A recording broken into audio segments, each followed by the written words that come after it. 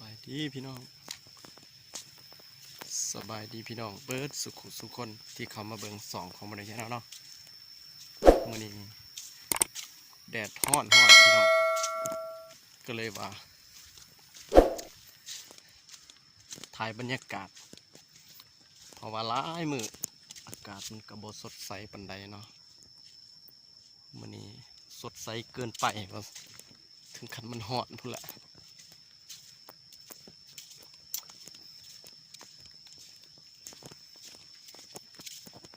ดำหน้าพี่น้องหน้าแผนที่2เนาะดำหน้าอยู่หน้าหน้าบ่าวบรรยากาศขนาดพี่น้องเลย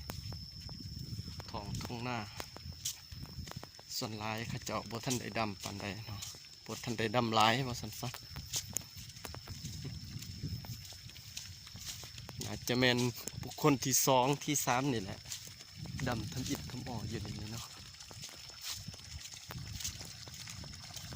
ดำก่อนหมู่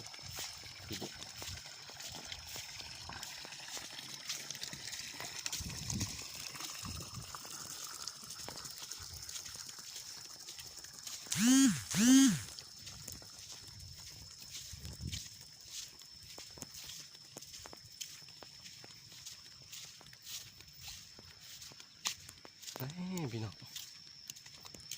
ได้หน้าคำหน้าคูนหน้าคำหน้าคูนพี่น้องก่อนหินอยู่ทางหลังเนี่ยมันจะมีประวัติความเป็นมาเลยพี่น้องเลยเดี๋ยววางๆสิเราสู่ฟังบรรยากาศประวัติความเป็นมาเนาะโทษโมเมนต์บรรยากาศอัปโหลดลงให้พี่น้องได้เบิ่งได้ชมอ่ะ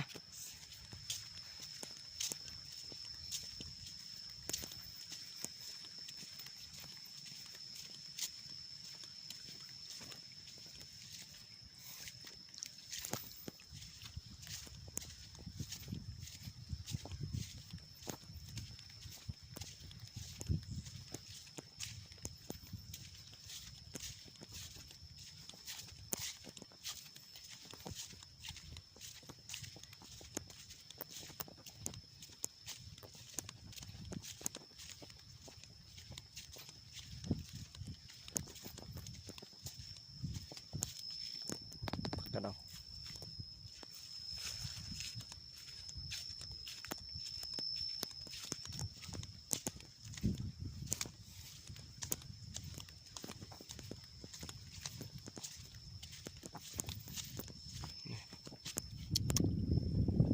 นี่พี่น้อง